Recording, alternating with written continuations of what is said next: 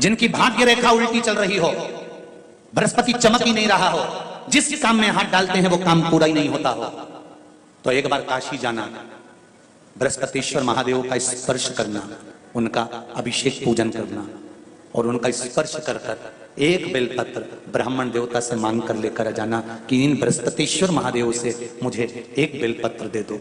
तुम्हें पुखराज पहना कि नहीं पहना, हीरा रतन माणिक पहना कि नहीं पहना, वो बेलपत्र इतना चमत्कार कर देगी कि जिंदगी में कभी संपदा की कमी आएगी ही नहीं। अगर बृहस्पति नहीं चमके तो बृहस्पतिश्वर महादेव, जहां पर बैठकर बृहस्पति भगवान ने शंकर भगवान की आराधना करी है, रोज गंगा जल जाना, गंगा जल लेकर आना, शिव जी की आराधना करना, एक शिवलिंग का निर्माण करना, उसकी आराधना में बृहस्पति भगवान डूब गए, उसकी आराधना में बृहस्पति महाराज निरंतर लग रहे और इतनी आराधना बृहस्पति महाराज ने करी, इतनी आराधना करी बृहस्पति महाराज ने कि शंकर भगवान सामने प्रकट हो गए। मांगो बृहस्पति, तुमको क्या चाहिए? कुछ नहीं, केवल आपका भजन, नाम रख दिया, तुम्हारा नाम बृहस्पति रहेगा। कि भगवान ब्रह्मा और भगवान विष्णु ने जो घर्षण करा, शिवलिंग प्रकट करा, प्रकट करते से ही भगवान शंकर ने नाद कर कर कह दिया तुम्हारा नाम सत्य नारायण होगा। तुमने सत्य बोला है। संसार का जो मनुष्य एक कलश पर श्रीफल केल के खंभ रखकर मेरी आराधना, आपकी आराधना करेगा, सुनो नारायण, उसकी मनवांछित फल को मैं स्वयं पूर्ण करूंगा। तब से ये सत्यनारायण कथा का वृतांत चला। सत्यनारायण भगवान की कथा कहां से निकली है? स्कंद पुराण से। ये स्कंद पुराण वृतांत मिला। देखना चाहिए, हमारा पुरातन अगर हमको देखना है तो हमारी पुराणों में देखना पड़ेगा।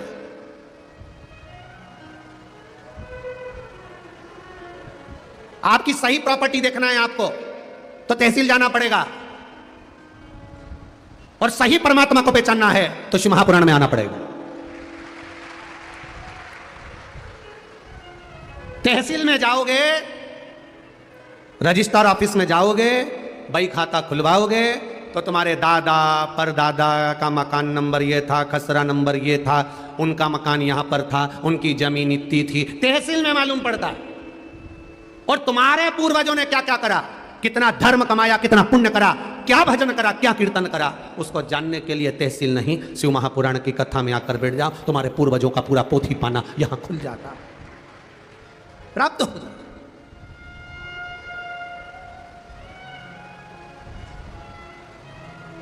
भगवान नारायण ने कह दिया सत्य बोले, बोलो सत्य बोलने में कुछ नहीं जाता, इसलिए मरने पर भी लोग बोलते हैं जम जम के राम नाम, जम के तो बोलो, अरे बोलो तो सत्य।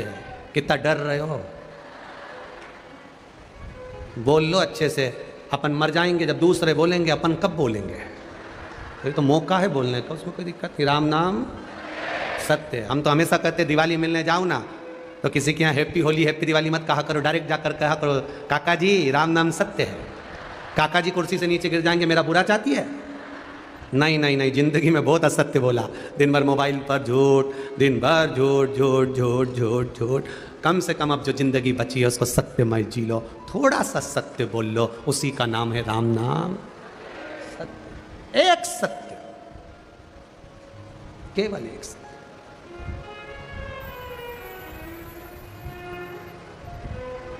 शिव कथा कर रहे, इस राम नाम सत्य के पीछे भी बहुत बड़ी कहानी है तुलसीदास जी। राम नाम सत्य के पीछे तुलसीदास जी की बहुत बड़ी कहानी है। कभी मौका लगे तो नीमच में जो कथा करी थी, नीमच में कथा करी थी, उस कथा में आपको राम नाम सत्य की पूरी कथा मिल जाएगी। आप कभी मौका मिले तो उसको निकालना और उसको सुनना कि राम नाम सत्य क्यों आया, मुर्दे के पीछे क्यों बोला जाता, वो प्रधान शिव कथा कर रही है। क्या आपको सिर मिल गया? हाँ, ब्रह्मा जी ने कहा मिल गया। आकाशवाणी हो गई है, ब्रह्मा झूठ बोल रहा है। ब्रह्मा जी ने कहा आकाशवाणी झूठी, अगर ना मानो तो केतकी के फूल से पूछो।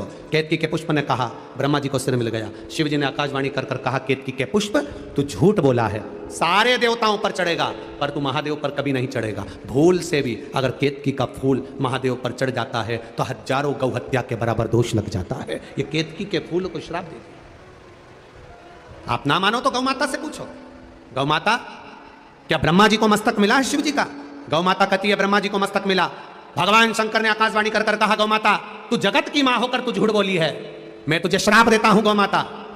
तेरी पूंछ, पांव, पेट, सींग, आंख, मुख, नाक सब कुछ पूज्य होगा, पर तेरी जिह्वा से तेरे मुख से तूने झूठ बोला है, इसलिए तेरा मुख अपूज्य होगा। सनातन हिंदू धर्म में सारे मंदिरों की परिक्रमा आगे से होती है, पर सनातन हिंदू धर्म में गौ माता की परिक्रमा पीछे से चालू होकर पीछे समापन होती है। झूठ बोला, झूठ। अब सोचो जरा सा, गाय ने एक झूठ बोला था तो उसकी परिक्रमा पीछे से होने लगी। तुम कितना झूठ बोलते हो तो तेरा क्या होगा रे कालिया? जरा विचार तो करिए। और झूठ बोलने के बाद भी तुम इतने खुश होते हो कि मैंने इसको बेवकूफ बना दिया, बेवकूफ बना दिया। झूठ बोलने के बाद भी इतनी प्रसन्नता, इतनी प्रसन्नता। मत बुरे कर्म कर बंदे वरना पछताएगा, भगवान की आंखों से तू बच नहीं पाएगा, तू बच नहीं पाएगा। अरे ओ अज्ञानी मत करना। ये बड़ा कठिन है। क्यों झूठ बोलना, क्यों प्रपंच करना, क्यों छल करना, क्यों छल? ब्रह्मा जी ने फिर झूठ बोला। शिव जी को क्रोध आया, पांव के अंगूठे से नख तोड़कर फेंका, काल भैरव को प्रकट कर लिया। काल भैरव ब्रह्मा का सिर काट दे। काल भैरव ने अपनी चीटी उंगली का नख तोड़कर जो फेंका, ब्रह्मा जी का सिर कट गया। सिर कटकर लुढ़कता लुढ़कता गया, ब्रह्मा जी के उस कटे हुए सिर में से रक्त बहता चले गया, जिससे एक नदी प्रकट हो गई जिसका नाम कर्मनाशा हुआ। आज भी उत्तर प्रदेश में यह कर्मनाशा नदी बहती है, जिसके घाट पर उत्तर प्रदेश गवर्नमेंट ने लिख कर रखा है, इसमें हाथ मत, इसमें आचमन मत करना। पूरी दुनिया की केवल एक नदी है कर्मनाशा, जिस कर्मनाशा नदी में पक्षी भी चोंच नहीं डालता, कुत्ता भी पानी नहीं पीता। ये वो कर्मनाशा है जिसका छींटा अगर शरीर पर लग जाए, उस पानी का एक अंश शरीर पर लग जाए, तो उसकी 7 पीढ़ी में जो तुमने दान पुण्य व्रत उपास जो कुछ करा होता है वो सब नष्ट हो जाता है। वो कर्मनाशा नदी का जल का छींटा है। लोग दूर रहते हैं, दूर कर्मनाशा से। झूठ बोल गए ब्रह्मा जी। भगवान विष्णु ने ब्रह्मा जी के कटे हुए सिर को देखा, भगवान शिव की आराधना करी भगवान नारायण ने। ये कटा हुआ सिर कहां जाएगा, आप कृपा करिए। तब भगवान नारायण बार बार विनती करे तो शिव जी ने वो कटे हुए सिर को बड़ वृक्ष बना दिया, बड़ का पेड़ बना दिया और कह दिया, इस बड़ के पेड़ को मैं निर्माण कर रहा हूं। भगवान विष्णु ने कहा, आप कुछ वर नहीं दोगे? शंकर भगवान ने कहा, नारायण आपके कहने से इस बट वृक्ष को मैं वर देता हूं, इसके नीचे मैं स्वयं विराजमान होऊंगा, जो बटकेश्वर महादेव के नाम से पूजा जाऊंगा। शिव जी का नाम बटकेश्वर महादेव हो गया, बटकेश्वर महादेव। शिव महापुराण की कथा कहती है, कितना भी कर्जा हो जाए, कितना भी कर्जा हो जाए, एक निवेदन है, कर्जा कितना भी हो जाए पर मरने का प्लान मत बनाना। कई लोग कहते हैं हमारे बहुत कर्जा हो गया, अब तो मर जाऊं तो अच्छा। हम भी कह देते हैं मर लो, मर, रखई का है। अगर मरने से कर्जा चूक जाता है तो मरने में कहा जाता है। मरोगे, दूसरा जन्म लोगे, दूसरा जन्म लेके तीसरा लोगे, कर्जा तो चुकाना पड़ेगा, कर्जा तो चुकाना पड़ेगा। एक कथा आपको पहले सुनाइए। एक सेठ जी सबको उधार पैसा देते थे। एक चोर को मालूम पड़ गया सेठ जी के पास बहुत माल है। सेठ जी उधार देते थे तो कागज पे लिख लेते थे, इस जन्म में दोगे कि अगले जन्म में दोगे। जो चतुर होता था वो कह देता था इस जन्म में, जो खाने की उम्मीद रखता था वो कहता था अगले जन्म में ले जाओ।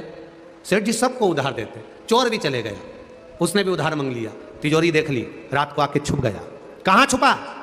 जहां पर सेठ जी की बहुत सारी भैंस बंधी हुई थी, उस तबेले में, उस भैंस के बाड़े में जाके छुप गया।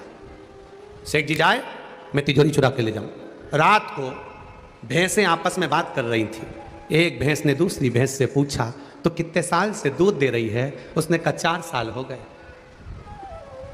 दूसरी ने तीसरी से पूछा, तू 6 साल हो गए दूध देते देते। पर एक बात समझ में नहीं आता रही जी कि अपन सेठ जी के यहाँ इतना दूध क्यों दे रहे हैं? तो बूढ़ी भैंस बोली, ये सेठ बहुत चतुर है, सबको उधार पैसा देता है, पूछता है ये जन्म में दोगे कि अगले जन्म में दोगे। जो उस जन्म में नहीं चुका पाता, भैंस बन के निचोड़ निचोड़ के देता रहता है। तो आपसे भी निवेदन है, भैंस का जन्म ना मिले, इसलिए जिसका लिया है उसका दे दो, नहीं तो अगला जन्म भैंस का पाकर सेठ उन सब निचोड़ निचोड़ के निकाल लेंगे, हिसाब पूरा करेंगे। लिया देव, कर्जा हुआ है, मरना नहीं, टेंशन नहीं लेना। कई लोग कह देते अब तो मर जाए तो अच्छा। हम भी उनसे कहते हैं मर लो, मना नहीं है, परंतु थोड़ा सा मरने का फैशन चेंज करो। ओल्ड फैशन में नहीं मरना, ट्रेन के नीचे कुएं में डूब के, जहर खा के, फांसी बांध के, ये तो ओल्ड फैशन है। कोई नया फैशन निकालो मरने का। तो उनने पूछा गुरुजी तुम बता दो। हमने कहा नया फैशन है, मरने का जब प्लान हो ही गया है तो भगवान के भजन में लग जाओ, कीर्तन में लग जाओ, कथा में लग जाओ, सेवा में लग जाओ। मरना ही तो है। भजन करते करते, कीर्तन करते करते, राम जपते जपते, स्मरण करते करते अपने प्राण चले भी जाएं तो भगवान भी दूसरा जन्म देगा, तो अपना बना कर देगा, फिर भटकने नहीं देगा। मरो मरो सब कोई कहे, मर के देखे कोई, मरो तो ऐसा मरो कि फिर संसार में जन्म ना होई। अगर मरना ही है तो वो श्रेष्ठ है, क्या करोगे? भगवान शिव का नाम बटकेश्वर महादेव हो गया। बटकेश्वर महादेव का बड़ा वृतांत। जब ज्यादा कर्जा हो जाता है तो बड़ के पेड़ के नीचे बटकेश्वर महादेव के नाम से भी जल चढ़ाया जाता है। बड़ के पेड़ के नीचे कोई शिवलिंग हो उसका पूजन करा जाता है बटकेश्वर महादेव के नाम से। धीरे धीरे धीरे धीरे कर्जा चूकने लगता है। बटकेश्वर महादेव। शिव तत्व को पहचानना। शिवलिंग जैसे प्रकट करा वैसे ही 4 वर्ष के अश्वत्थामा ने एक छोटा सा एक पाषाण रखकर उसकी पूजन करना प्रारंभ कर दी। बस एक जिद है, मुझे महादेव से एक जिद है। 4 साल का अश्वत्थामा सोच रहा है कि मुझे गाय का दूध पीना है, और गाय का दूध देवाधिदेव महादेव पर ज्यादा आता है, वो मुझे पिलाएंगे, वो मुझे देंगे। और अश्वत्थामा शिव जी की आराधना में लग गया शिव। बस भक्ति में सारमा। अब दया करो हे भोलेनाथ, मस्त रहूं तेरी मस्ती में। अब दया करो भोलेनाथ, मस्त रहूं तेरी मस्ती में। मेरे सिर पर रख दो अपना हाथ, मस्त रहूं तेरी मस्ती में। अब दया करो हे भोलेनाथ, मस्त रहूं तेरी मस्ती में। हर हर महादेव। अपने स्थान पर बैठकर भगवान शिव से दिल से, आनंद से, भाव से प्रार्थना करिए। भगवान देवाधिदेव महादेव से निवेदन करिए, भाव से भगवान शिव से अपने हृदय की बात दिल से कहिए। जहां जगह मिल जाए वहां बैठ जाओ। बैठकर बड़े भाव से, खड़े रहकर नहीं, बैठकर बाबा से दिल से प्रार्थना करो। जिस लिए आए हो बाबा आपकी मनोकामना पूर्ण करे। ये भाव से अपने स्थान पर बैठकर दिल से गुणगान करिए। श्री शिवाय नमस्तुभ्यं, श्री शिवाय नमस्तुभ्यं, श्री शिवाय नमस्तुभ्यं, श्री शिवाय नमस्तुभ्यं, श्री शिवाय नमस्तुभ्यं। भोला सब दुख काटो मार, ओ भोला सब दुख काटो मार। शिव शंकर जपूं तेरी माला, भोले बाबा जपूं तेरी माला। भोला सब दुख काटो मार, ओ भोला सब दुख काटो मार। वेश है मंगल मंगलकारी, वेश है मंगल मंगलकारी। शमशान वासी हमारा, शमशान वासी हमारा।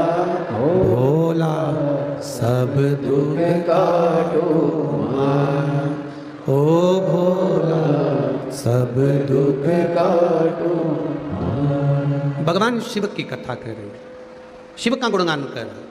आप दिल से जो कहें वो सुनता। एक पत्र आया, बड़े सुंदर सुंदर पत्र हैं, वैसे तो पूरे पत्र अच्छे हैं, पर देखिए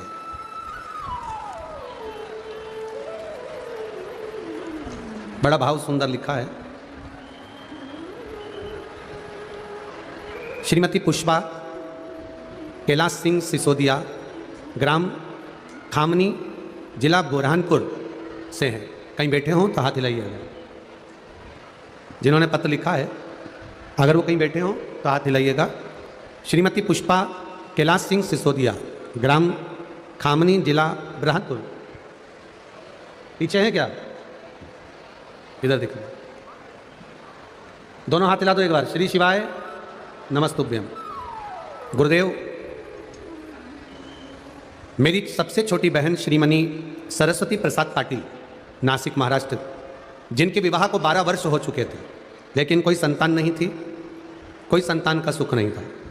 बाबा की कृपा से 12 वर्ष तक सारे डॉक्टरों को दिखाया, इलाज करवाया, खूब खर्चा भी किया, पर कोई संतान का सुख नहीं हुआ। बाबा की कृपा। शिव कथा का वर्णन क्या है, एक लोटे जल का क्या वर्णन है। सफ़ेद आंकड़े की जड़ का प्रयोग करवाया, शिव जी को जल चढ़वाना, बेलपत्र चढ़ाना, खाना, यही क्रम प्रारंभ करा। और 12 वर्ष के बाद मेरी बहन के यहाँ 2 संतान का जन्म हुआ। मैं बाबा को यहाँ प्रणाम करने आया। ये शिव तत्व है। दोनों बच्चों के फोटो मैं लगा रही हूँ। ये शिव कृपा। तेरी कृपा बिना ना हिले एक भी अणु, लेते हैं श्वास तेरी कृपा से तनु तनु। एक और सुंदर पत्र, पहले फोटो देख लो उनके जो वेंटिलेटर पर पड़े हैं, जिनका पत्र है और जो वेंटिलेटर पर पड़े हैं। जो लोग टीवी पर देख रहे हैं, आप ही के हैं, दोनों हाथ हिला दो एक बार। श्री शिवाय नमस्तुभ्यम। 2 फोटो लगाए गए हैं वेंटिलेटर पर पड़े हुए पत्र के ऊपर।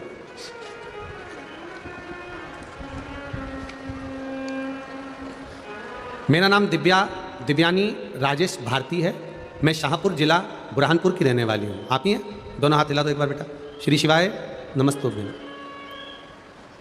कोरोना काल से शिव महापुराण की कथा सुन रहे हैं। 5 जनवरी 2022 में बाबा की कृपा से शिव तत्व को प्राप्त किया है। 6 फरवरी 2022 को बाबा का चमत्कार देखने को मिला, बाबा की कृपा देखने को मिली। मेरे भाई का बहुत ही खतरनाक एक्सीडेंट हो गया था, उनका फोटो लगा रही हूँ, जो कि कोमा में चले गए थे और वेंटिलेटर पर डाल दिए गए थे। डॉक्टरों ने कह दिया था बचने का कोई चांस नहीं है। 99% शरीर काम करना बंद कर दिया है, हिलना डुलना बंद कर दिया है, मेंटली काम करना बंद कर दिया है। 48 घंटे का समय दिया गया था, 48 घंटे तक भी मेरा भाई ठीक नहीं हो पाया। आखिरी में बाबा की कृपा किसको कहते हैं? सीहोर का कंकर शंकर किसी के यहाँ पर रखा था, उसका पानी बुलवाया, शिवजी पे चढ़ा हुआ जल बुलवाया, एक बेलपत्र बुलवाई। अब हमने तो सोच लिया कि अब शरीर काम ही नहीं कर रहा है, 2 दिन बाद डॉक्टर वापस दे देगा, लेके तो जाना ही है। हॉस्पिटल से शमशान तक पहुंचने की यात्रा है। एक बेलपत्री भैया के पलंग पर ही रख दी गई और शरीर पर चढ़ा हुआ पानी लगाना प्रारंभ किया। गुरुदेव, मात्र कुछ ही घंटे निकले थे और खबर आई कि भैया ने नेत्र खोलना प्रारंभ कर दिए हैं। ये शिव तत्व है। और बाबा की कृपा से मेरे भाई खतरे से बाहर आए और बाबा की कृपा से अब बिल्कुल ठीक हैं। इसलिए हम पूरे परिवार समेत उनको यहाँ प्रणाम करने आए। श्री शिवाय नमस्ते। एक पत्र और बड़ा सुंदर आया है, देखिए।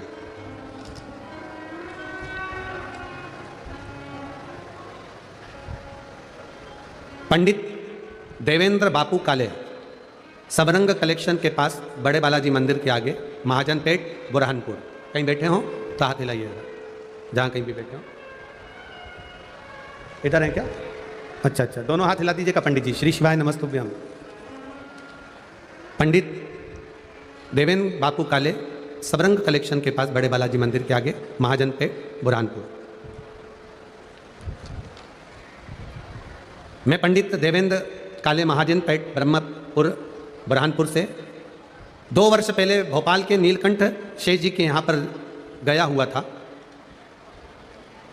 गर्मी के कारण मेरे शरीर पर बड़े बड़े फफोड़े हो जाते थे, लाल धब्बे हो जाते थे।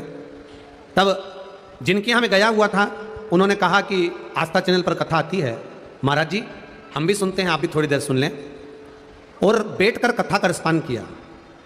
आपने जो शिवजी का महत्व बताया, उस महत्व के अनुसार शंकर पर दुर्वा, बेलपत्र और जल चढ़ाना प्रारंभ करा।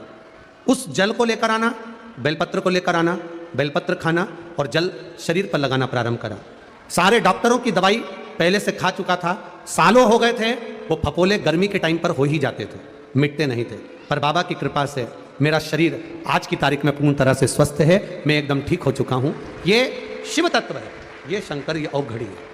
तेरी कृपा बिना ना हिले एक भी अणु, लेते हैं श्वास तेरी कृपा से तनु तनु बखान क्या करूं मैं लाखों के ढेर का, चपटी बोध में खजाना कुबेर का।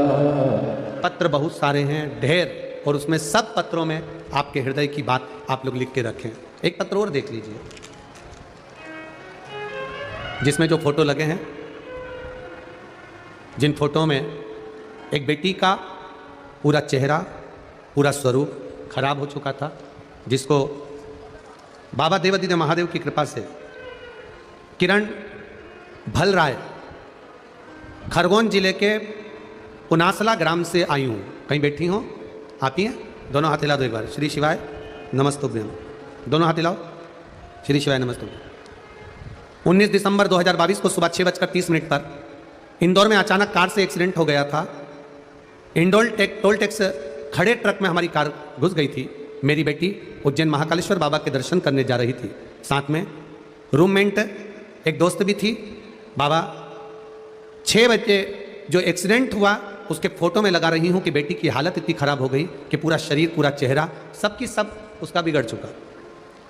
यहाँ तक कोई सार तत्व नहीं था कि बचे ना बचे, हर तरह से समाप्ति की ओर थे। सब लोगों ने रोना चालू कर दिया, हम लोग बहुत रोए कि अब कुछ नहीं हो सकता, अब तो शायद ही जीवित रहे। पर बाबा की कृपा, उसकी उदारता, उसकी करुणा, हॉस्पिटल ले गए। शिव जी पे चढ़ा हुआ जल का महत्व और कुंदकेश्वर महादेव के नाम से उसको औषधि देना, दवाई देना जब चालू करी, हमारी बेटी को धीरे धीरे, जो मृत्यु के घाट पर थी, डॉक्टरों ने जवाब दे दिया था, वो भी धीरे धीरे होश में आना प्रारंभ हो गई। ये शिव तत्व है। बैठिए बहन, हर हर महादेव। शिव तत्व इसी को ही कहते हैं, भगवान शंकर की उदारता इसी को कहते हैं, उसकी कृपा, उसकी दया, उसकी करुणा। आपका चढ़ाया गया एक लोटा जल, हम तो फिर बार बार कहेंगे, 3 घंटे की कथा आपको मिलती है, उसमें से आधा घंटा मूंछ वाले भैया ले लेते हैं, बचते हैं 2.5 घंटे। 2.5 घंटे में भी अगर आप लोग केवल बैठने की जगह ही ढूंढते रहे और बोलते रहे, तो हम तो कहेंगे, फिर वो कहते हैं ना कि चंदन की लकड़ी मिली और उसको जलाकर कोयला बना लिया, तो किस्मत फिर तुम्हारी बेकार है महाराज। हम तो कहें उसको पहचानो। 2.5 घंटे की जो कथा मिली है उसको किस तरह से ग्रहण करना, कैसे प्राप्त करना, कैसे लेना, इसको व्यर्थ नहीं जाने देना। क्या मिलता है शिव महापुराण की कथा सुनने से? ये सारे इतने पत्र तो अभी हम पढ़े ही नहीं है, जो पढ़े हैं थोड़े बहुत रखे हैं, और भी सारे पत्रों को तो हम माइक से बोल नहीं सकते। सब पत्र यहीं पर रखे रहेंगे, 7 दिन तक रखे रहेंगे, 7वें दिन के बाद भी जाएंगे तो यहीं छोड़कर जाएंगे। हर पत्र में मोबाइल नंबर होता है, फ़ोन नंबर होता है, एड्रेस होता है। जिसके मन में संशय हो वो इन पत्र वालों, क्योंकि हम तो इनको भी नहीं पहचानते, आप जाकर इनसे खुद अपने मन का भाव पूछ सकते हैं कि शिव की कथा सुनने का लाभ क्या होगा। यहाँ कोई हमारे पास में ना तो बेल है, ना कोई भभूति है, ना हम मंत्र जानते हैं, ना तंत्र जानते हैं, ना विद्या जानते हैं, ना हमारे पास में कोई विद्या है। केवल एक लोटा जल सारी समस्या का, एक बेलपत्र, एक चावल का दाना, और वो भी नहीं है तो केवल शंकर के द्वार पे से मुस्कुरा के निकल जाने में भी वो कल्याण कर देता है। वो देवाधिदेव महादेव, कुछ नहीं उसमें। एक पत्र में किसी ने रो रो कर लिखा है, देखिए पत्र को,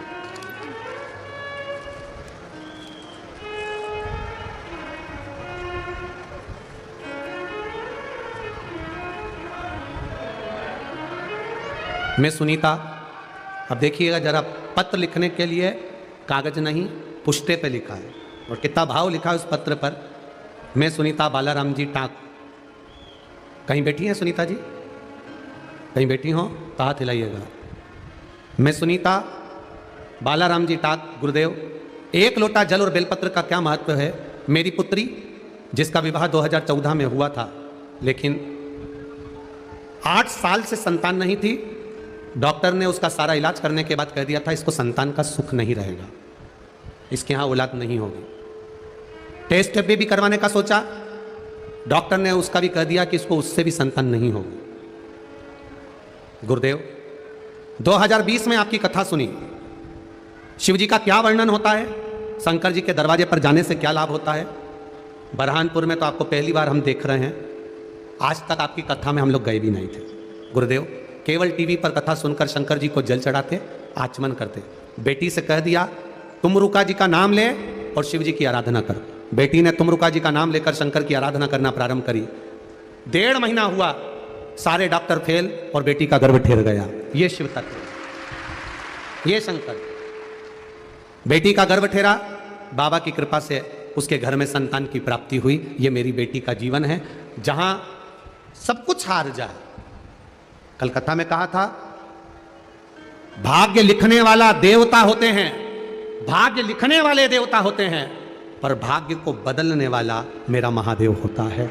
कब बदल देता है, कैसे बदल देता है, ये उसके ऊपर, ये उसके ऊपर। एक किसी भाई ने लिखा है उसकी दोनों किडनी खराब हो गई। जिसने लिखा हो अगर बैठा हो तो, क्योंकि पत्र ढूंढने में समय लगते हैं थोड़ा सा। मेरी दोनों किडनियां खराब हो गई, किडनियों ने काम करना बंद कर दिया।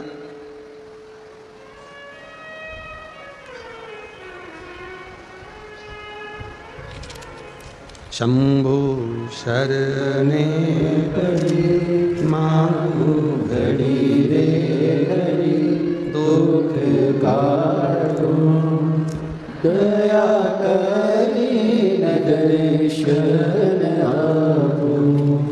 शंभु शरण पड़ी मांगो। मेरा नाम इमल बाई शिवाजी पवार, 40 गांव से आई हूँ। कहीं बैठी हो तो हाथ हिलाइएगा। इमल बाई शिवाजी पवार, 40 गांव से आई हूँ। गुरुदेव मेरी किडनियाँ काम करना बंद कर दी। गुरुदेव जब किडनियों ने काम करना बंद कर दिया, डॉक्टर ने कह दिया डायलिसिस पे आना पड़ेगा, शरीर काम नहीं करेगा। डॉक्टरों से गोली दवाई ली, आ गई। आपकी कथा में आपने कहा था कुंदकेश्वर महादेव का नाम लेकर दवाई खाना, डॉक्टर को जरूर दिखाना, डॉक्टर को मत छोड़ो। डॉक्टर की दवाई शिव जी के मंदिर ले गई, डायलिसिस का बोल दिया, किडनी बेकार हो गई। दवाई लेकर कुंदकेश्वर महादेव के नाम से शिव जी से कहा अब आपको संभालना है, मेरी दोनों किडनियों की अगली जांच होगी और डायलिसिस के लिए मुझे ले जाएं, उससे पहले मुझे ठीक कर देना। दवाई लाई, बेलपत्री उठा लाई, उस बेलपत्री को जो दवाई की पन्नी थी उसी के अंदर पटक दिया जिससे वह प्रसाद हो जाए, और उसी दवाई को कुंदकेश्वर का नाम लेकर खाना प्रारंभ करा। जब दूसरी जांच कराने गई, मेरी दोनों किडनियां काम करना चालू कर दी। ये शिव का, ये शंकर, ये उघड़ी। करो भजन, करो स्मरण उसका, करो भक्ति शिव की, पर शिव की भक्ति में छल नहीं चाहिए, दिखावा नहीं चाहिए, कपट नहीं चाहिए, बेईमानी नहीं चाहिए। एक लोटा जल लेकर आप शंकर के मंदिर में जाओ, शिव जी को जल चढ़ाओ। जल चढ़ाते समय तुम्हें मंदिर में कितने लोग खड़े हैं, कितनी भीड़ पड़ रही है, क्या कर रहे हैं, क्या नहीं कर रहे हैं, हमें उससे कोई मतलब नहीं है। हमसे बन जाए तो मंदिर की सफाई करो, साफ करो, एक लोटा जल चढ़ा दो, आराम से झाड़ू लगा दो, जो बन जाए बाबा की सेवा कर कर आओ। एक पत्र किसी भाई ने लिखा, उस पत्र में भाई ने लिखा है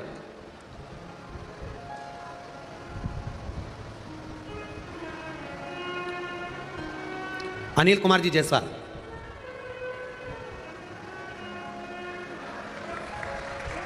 आप ही हैं जायसवाल जी, मध्य प्रदेश राज्य कर्मचारी संघ से हैं।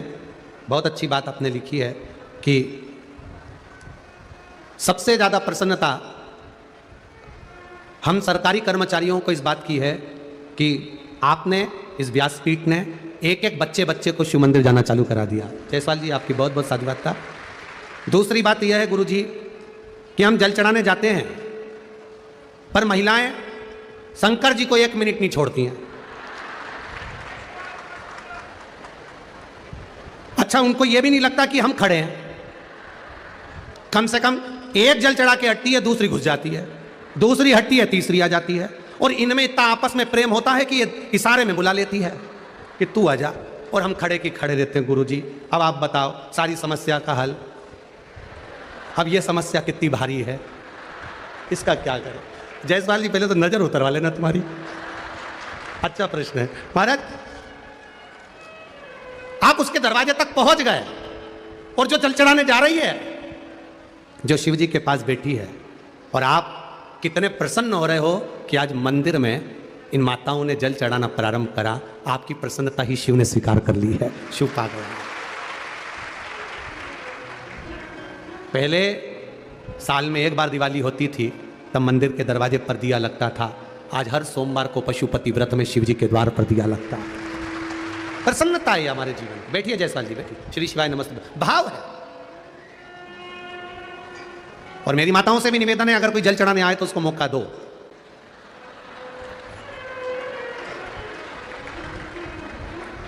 प्रयास करो थोड़ा सा जल चढ़ाने के लिए। ये बात पहले भी एक बार नीमच की कथा में भी आई थी। एक बार जगह जगह पर इस कथा में आती है कि माताएं शंकर जी को घेर के बैठ जाती, हमको अंदर नहीं जाने देती, जल नहीं चढ़ाने देती। माना शिव तुम्हारे हैं, तुम शिव के हो, पर मौका सभी को मिलना चाहिए। हृदय से शिव की आराधना सबको करना चाहिए। हर हर बोल बम का नारा है। जम के तो बोलो, बाबा एक सहारा है। बोल बम का नारा है।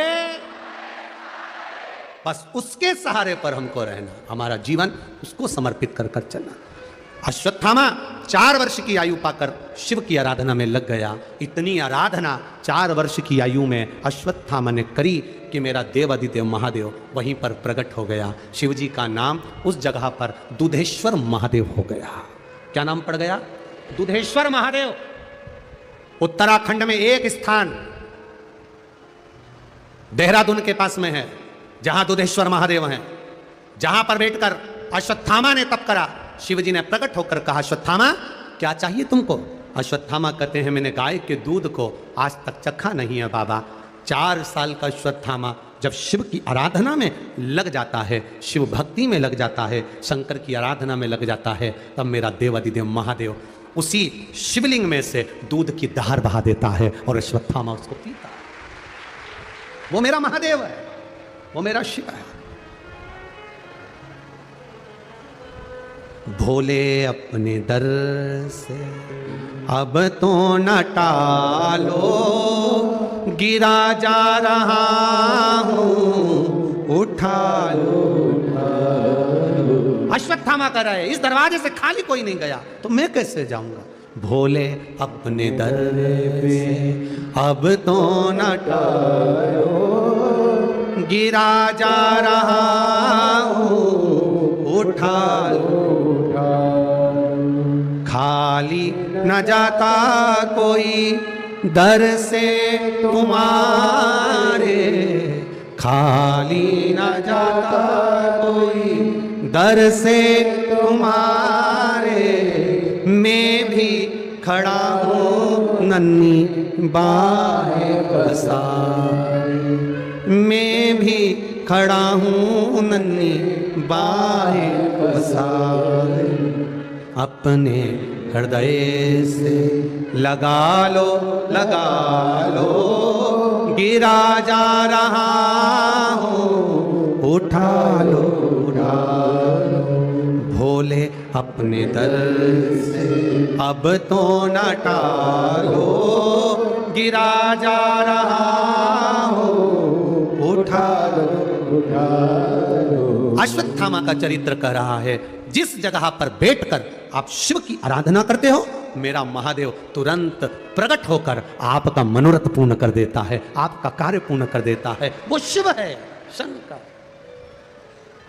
अकाल मृत्यु वो मरे जो काम करे चंडाल का, काल उसका क्या बिगाड़े जो भक्त हो महाकाल का। जो शिव का उपासक होता है उसको सोचना नहीं पड़ता, शिव उसके पास आते हैं। केवल दिल से, मन से, हृदय से आप उसको पुकारो, वो आएगा। जिससे बच्चों को डराते हो तो कहते हो बाबा आया, बच्चा रोते से चुप हो जाता है। उसी तरह जब दुख आए तो कह दो बाबा आएगा, दुख समाप्त हो जाएगा। उसका इंतजार करिए, मिलेगा। जीवन सुख दुख की पहेड़ी है, चलना तो पड़ेगा। गुरु द्रोणाचार्य जी के यहाँ स्वयं इतने बड़े गुरु द्रोणाचार्य, जिनके घर में भी दुख आया खुद ने मिटाया, मेहनत करी, कर्म करा, उसके अनुसार जी। समय आया, खूब तप करने पर दुधेश्वर, दूध देने वाले महादेव प्रकट हो गए, जिनका नाम टपकेश्वर महादेव भी हुआ। जिस व्यक्ति ने गलत काम किया, जिस व्यक्ति के गलत कर्म वो कर रहा है, तो दोष उसको लग रहा, दोष तुम्हें नहीं लग रहा। तुम्हारे रुद्राक्ष पहनने का फल तो ये होता है कि रुद्राक्ष अगर हमने धारण किया है तो वो रुद्राक्ष धारण करने से हमारे शरीर में अगर नेगेटिव कोई ऊर्जा आ रही है तो वो भी समाप्त होकर वापस पॉजिटिव में बदल जाती है। ये रुद्राक्ष की महत्वता, ये रुद्राक्ष की मूलता।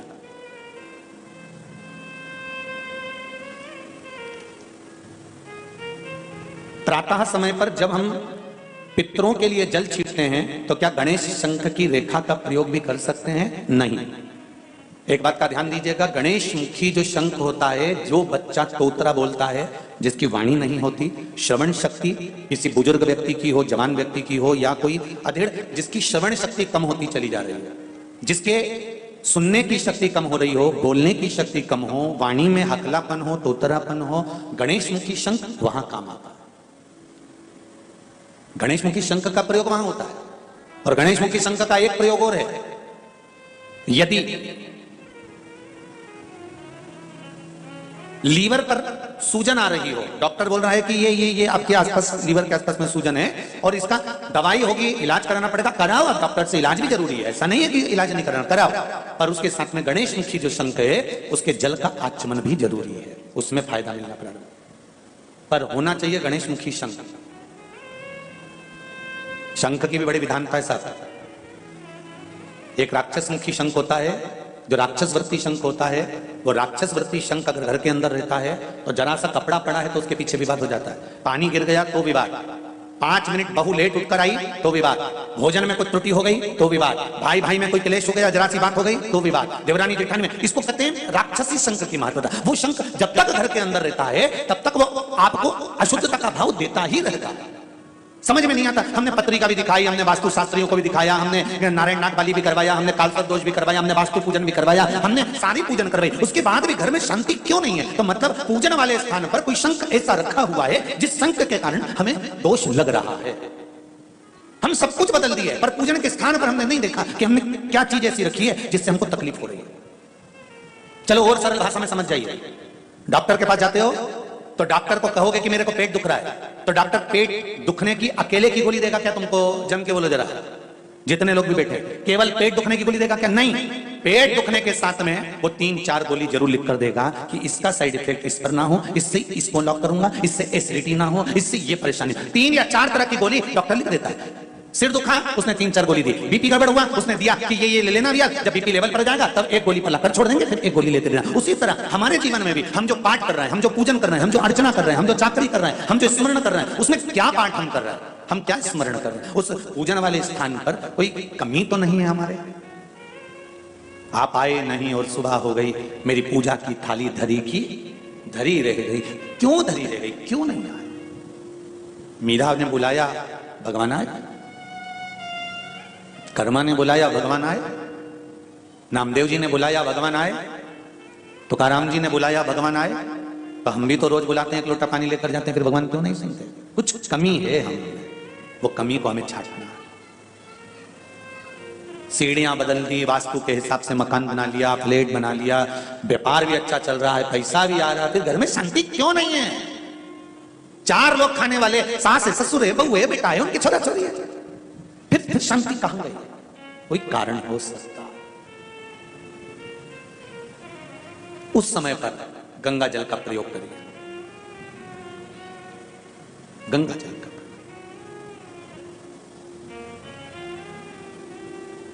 महाराज माता स्वरूपा ने गंगा जल हथेली में लेकर शिवलिंग पर समर्पित करा। कृपा क्या हुई है कि शंकर भगवान का दर्शन माता स्वरूपा को हुआ। एक दिन अंगिरा ऋषि और माता स्वरूपा गंगा मां का स्नान कर गंगा का पूजन कर रहे थे, शिव की आराधना करी। शंकर भगवान सामने प्रकट हुए। क्या बात है अंगिरा जी, क्या हुआ? स्वरूपा, हुआ क्या है? स्वरूपा कहती हैं कि मुझे जो संतान प्राप्त हो, मैं ये चाहती हूं कि मेरी संतान हमेशा अग्रण्य भाव में रहे।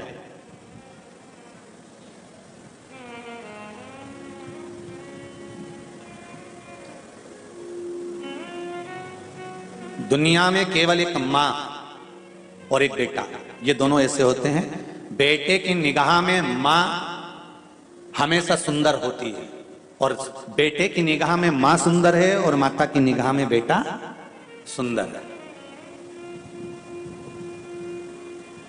वो तो जब बेटे की शादी करना रहती है तब माँ बेटे की बुद्धि घुमाती है, तब कहती है तेरे से ज्यादा अच्छी है लड़की, अभी भी कह रही हूं पक्का कर ले। नहीं तो ये कभी जिंदगी में किसी के सामने नहीं कहती कि मेरा बेटा बुरा है, केवल उसकी शादी करते समय बेटे को कहती है वो लड़की तेरे से ज्यादा अच्छी है। नहीं तो हमेशा मां कहती है मेरा बेटा दमदार, मेरा बेटा सुंदर, मेरा बेटा विद्वान, मेरा बेटा ज्ञानवान।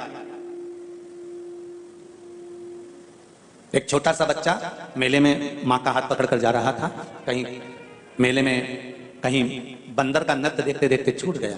मां ढूंढ रही है, बेटा भी ढूंढ रहा, रो रहा है। पुलिस वाले आ गए, बच्चे को पकड़ा, लेकर गए, उसको समझाया, मेले में अनाउंस करा, पूछा तुम्हें तुम्हारी माता का नाम मालूम है? नहीं मालूम। पिताजी का नाम नहीं मालूम। तुम्हारी माँ कैसी लगती है? बहुत सुंदर है मेरी माँ, बहुत सुंदर है। हाँ, अनाउंस करा गया। उस बच्चे को ले जाकर माताओं को दिखाया गया, वो माँ नहीं मिली। शाम हो गई, तब शाम के समय पर माँ सामने से आ रही थी। बच्चा गया और माँ के गले लग गया। माँ के गले लगा तो क्या देखा उन पुलिस वालों ने कि उसकी माँ का जो चेहरा था एकदम काला था, एकदम काला। उसकी माँ एकदम काली थी, एकदम काला चेहरा, भयंकर उसका स्वरूप लग रहा था। और बच्चा उसकी गोदी में जाकर चीखने लग गया, माता के हृदय से लग गया, रोने लगा। इतने में तुरंत पुलिस वालों ने कहा तू तो कहता था तेरी माँ बड़ी सुंदर है, यही तो मेरी माँ है। बच्चे की निगाह में माँ कैसी भी हो, माँ हमेशा सुंदर होती है, और माँ की निगाह में बेटा कैसा भी हो वो हमेशा सुंदर ही होता है, वो हमेशा सुंदर होता है। वो हमेशा एक ही बात कहती है, मेरा बेटा तो चंदा है, मेरा बेटा तो सूरज है।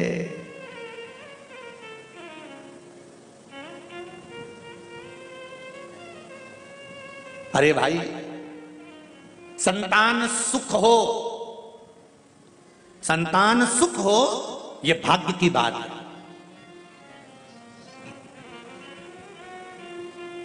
संतान सुख हो यह भाग्य की बात है, पर संतान से सुख हो यह सौभाग्य की बात है।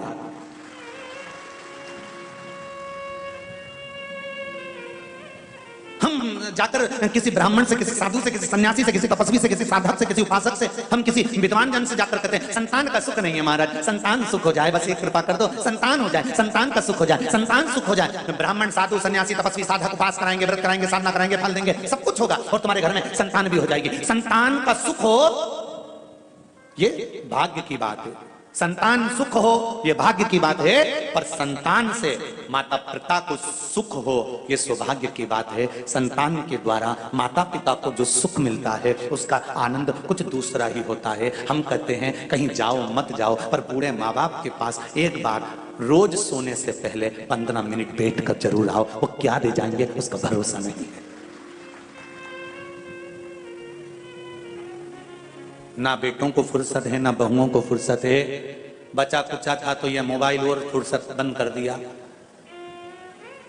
ना बेटों को फुर्सत है, ना बहुओं को फुर्सत है, ना पोतों को फुर्सत है, ना पोती को फुर्सत है, ना किसी रिश्तेदार को फुर्सत है। पर निवेदन है, जब माता पिता बूढ़े हो जाएं, बुजुर्ग हो जाएं, घर के प्रत्येक व्यक्ति को सोने जाने से पहले एक नियम बना लेना चाहिए कि मैं 15 मिनट 5 मिनट मेरी मम्मी के पास जाकर बैठूंगा, मेरे पापा के पास जाकर बैठूंगा, मेरे बाबूजी के पास जाकर बैठूंगा, मैं दादाजी के पास जाकर बैठूंगा। उनके पास में देने के लिए कुछ नहीं होगा, क्योंकि सारी दौलत, सारा धन, सारी दुकान, सारा व्यापार, सारा व्यवसाय सब कुछ तुम्हें सौंप चुका है तुम्हारा पिता, तुम्हारी माता, सब कुछ तुम्हें दे दी। लाकर में चाबी भी लगाने तुम जाते हो, अलमारी खोलने तुम जाते हो, चाबी लगाने तुम जाते हो, सब कुछ माता पिता ने तुमको दे दिया। अब एक काम करो, तुम्हारे माता पिता के पास में धन भले नहीं होगा, वैभव भले ना होगा, पर रोज प्रतिदिन सोने से पहले अगर 10 मिनट तुम माता पिता के पास जाकर बैठोगे तो ये शिव महापुराण की कथा कहती है कि वो धन भले नहीं देगा, पर दिल से जाते जाते आशीर्वाद दे दिया तो जीवन सार्थक हो जाएगा। सार्थक।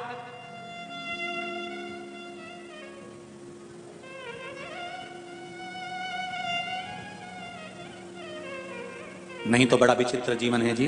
बेटी एडीलैंड में, बेटिया है न्यूयॉर्क, और ब्राइट बच्चों के लिए हुआ बुढ़ापा डार्क। ओ काका क्या करोगे, ये रुपया कहाँ धरोगे? ओ काका क्या करोगे, ये रुपया कहाँ धरोगे? कहाँ धरोगे इस धन का? धन का करोगे क्या?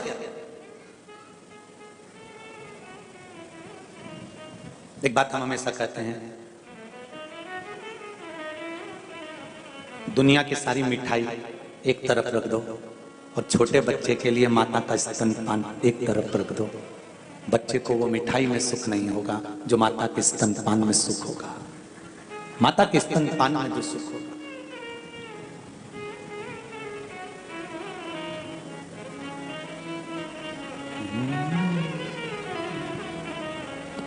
माई के दुधवन जैसन कऊ मिठाई ना मिलई, माई के दुधवन जैसन कऊ मिठाई ना मिलई। सब कुछ मिल जाता है दुनिया में, माई ना मिलई। सब कुछ मिल जाता है दुनिया में, माई ना मिलई।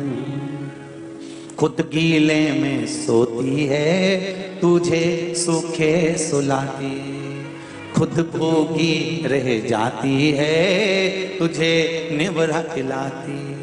माई के आशीष जैसन कऊ, माई के आशीष जैसन कऊ आशीष ना मिलई। सब कुछ मिल जाता है दुनिया में, माई ना मिलई। सब कुछ मिल जाता है दुनिया में, माई। आज स्वरूपा कह रही है बाबा से, मुझे संतान हो तो वो हो जो बेभगवान हो। आप भी भगवान से प्रार्थना करना कि भोलेनाथ मुझे संतान दो, मना नहीं। संतान का सुख दो, मना नहीं। पर संतान ऐसी देना जो मुझे सुख दे, मेरे बुढ़ापे में मेरा साथ दे।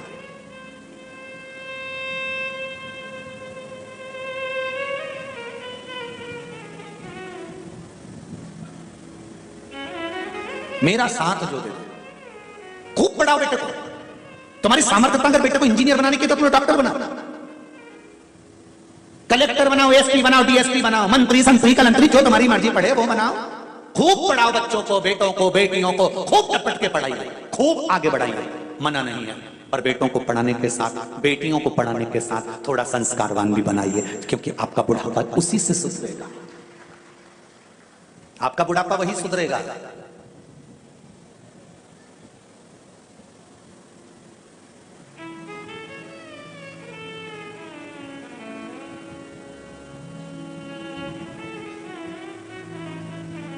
मेरा तो एक निवेदन रहा है, कोर्ट में भी, कोर्ट मैरिज में एक काम कर देना चाहिए। कोर्ट मैरिज जब लड़का लड़की करें तो अदालत से यह कहकर भेजना चाहिए कि इस कोर्ट मैरिज में तुम्हारे माँ बाप का होना जरूरी है।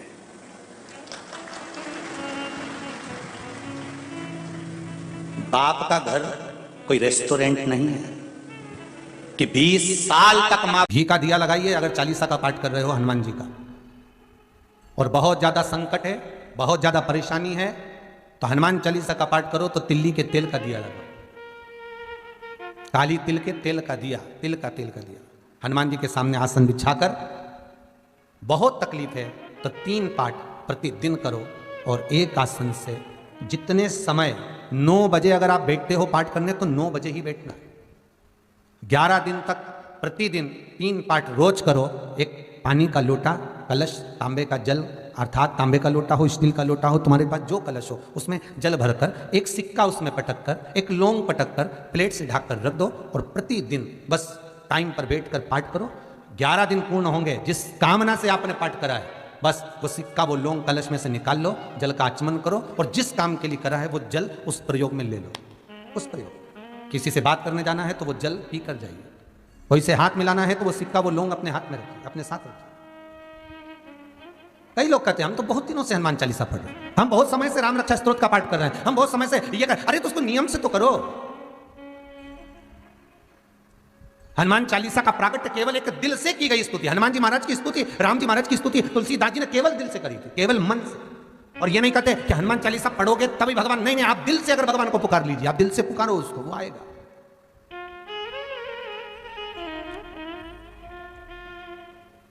वो प्राप्त होगा हमारा और मिलेगा। उसके मिलन में देरी नहीं हो सकती महाराज, उसके मिलने में कोई चूक नहीं हो सकती, बस मन से पुकारो।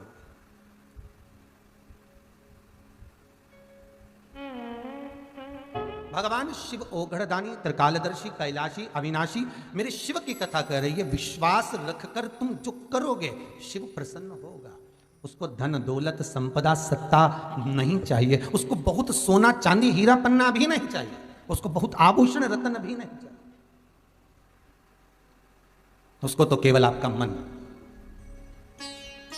देखो सत्यम शिवम सुंदरम, सत्य देव शिव मिलेगा, शिव मिला जीवन अपने आप सुंदर हो जाए। हम उसको दे ही क्या रहे। महाराज कथा के जो यजमान है रमेश चंद्र जी कौशल मार साहब देवास वाले, कोई बहुत करोड़पति ना है हो, स्कूल में टीचर रहे, रिटायर हो गए, सोचा अब जिंदगी निकल गई है, भगवान ने दिया, बच्चे लोग अपनी जगह पर सब है, पर कुछ जिंदगी में एक ऐसा करा जाए जिससे भगवान हमारा हो। तो कौशल जी जब मिलने के लिए आए तो उन्होंने एक बहुत अच्छा प्रश्न किया गुरुजी कि जीवन का बहुत कोई ठिकाना नहीं है, कब प्राण छूट जाए। हमारी धर्म पत्नी की बहुत इच्छा रही है कि एक बार शिव महापुराण की कथा हो जाए और वो जीवन का आनंद हो जाए, बस शंकर की कथा हो। और हमारा तो आपसे भी निवेदन है, भगवान शिव की कथा सुनने के लिए हर महीने शिवरात्रि आती है। जितने श्रोता भाई बहन कथा को सुन रहे हैं, चाहे चैनल के माध्यम से सुने, चाहे यूट्यूब फेसबुक के माध्यम से सुने, जितने सुन रहे हो, तो मुझे उम्मीद है मेरा विश्वनाथ आपकी झोली जरूर भरेगा। आप जिस कामना से सुन रहे हो, आप जिस करुणा से, जिस कामना से आप श्रवण कर रहे हो, वो आपकी कामना बाबा विश्वनाथ पूर्ण जरूर करेगा। वो देने में तो कमी नहीं रखेगा। महाराज वही बात का ध्यान करिए। तेरे दरबार की बाबा निराली शान देखी है, तेरे दरबार की बाबा निराली शान देखी है। तुझे देते नहीं देखा पर झोली भरी देखी है। वो दिखता भले ना हो, वो सामने भले ना हो, पर वो झोली तो भर ही देता। जो मांगा वो मिला। अपना मैसेज पहुंचाना जरूर, सत्य बोलना कि इतनी कथाओं में बाबा ने आपको दिया कि ना दिया। चित्तवृत्ति जो तुमने दिल से करा है, जो तुमने भगवान का स्मरण भाव और चित्तवृत्ति से जो करा है, जो कथा सुनी है, उसका मिला तो है। वो देने में कमी नहीं रखता। शिव महापुराण की कथा कर रही है, और वो भी शिव पुराण जो चल रही है वो हनुमत चरित्र शिव महापुराण। पहले सती चरित्र वाचा, पार्वती चरित्र वाचा, गणेश चरित्र वाचा, अब जो चरित्र चल रहा है ये हनुमत चरित्र।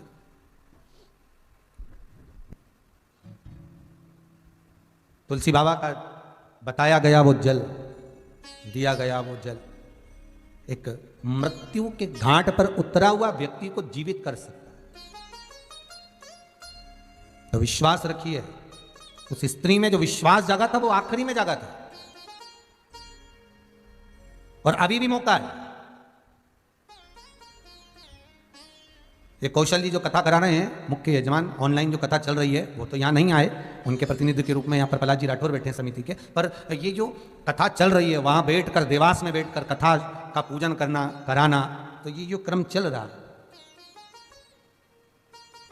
उनका शब्द ही यही था, गुरुजी प्राण कब चले जाए, कब जीवन समाप्त हो जाए, मृत्यु कब आ जाए, कब ये जीवन चले जाए, इसका कौन भरोसा।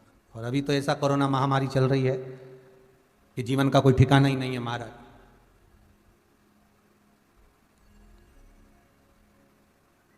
वो कैसे कहते हैं ना, जीवन पानी के बुलबुले की तरह। हम तो पानी का बुलबुला भी जान दो, वो जो गैस वाला गुब्बारा होता है ना, गैस वाला जो गुब्बारा होता है उसमें जब तक गैस भरी रहती है वो सब दूर डोलता है, वो बहुत ऊंचाई तक भी जाता है, बहुत ऊपर।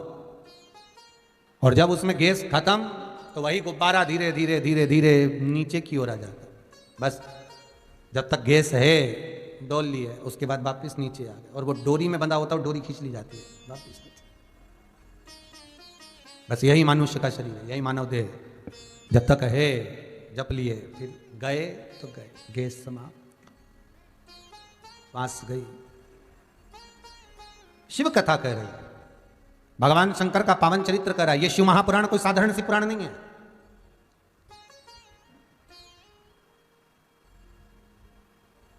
भागवत अगर पितरों को तारती है तो शिव महापुराण पितर, आहूत और वासुक्य को तारती है। पितरों के 3 क्रम हैं। एक पितर जो पूर्ण अवस्था लेकर चले गए और अवस्था लेकर गए हैं, पर जिनके भीतर अभिलाषाएं बहुत थी, वो पितर बन गए। आहूत जो माता के गर्भ में आने के बाद कुंवारी अवस्था में मर गए, चाहे जन्म लेकर मरे हो चाहे गर्भ के अंदर मरे हो, वो आहूत बन गए। और वासुक अर्थात बहुत कुछ करना चाहते थे, इस संसार में आकर बहुत कुछ करना चाहते थे, पर कोई गति ऐसी हुई, कोई एक्सीडेंट हो गया, कोई क्रम ऐसा हो गया, कोई बीमारी ऐसी लग गई कि मरना पड़ा, पर तड़प तड़प कर मरे, प्राण छूटे, पर बहुत दुख होकर, बहुत तकलीफ होकर। तो वासुक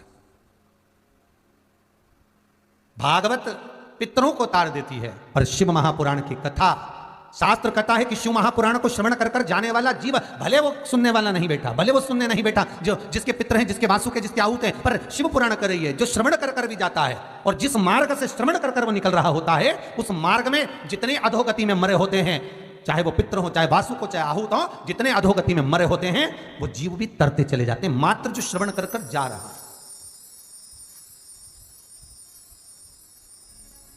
जो श्रवण कर कर निकल रहा है, उसको हजारों आसपास में ना जाने कितने कितने जीव है महाराज, हमें हमारी सूक्ष्म नेत्रों से दिखाई नहीं देता। अपन जहां बैठे हैं, चाहे कथा सुन रहे हो, चाहे हम कथा कर रहे हो, अपन जहां हैं आसपास में ना जाने कितने सूक्ष्म जीव हैं, आसपास में ना जाने करोड़ों करोड़ों जीव हमारे आसपास में भ्रमण कर रहे हैं,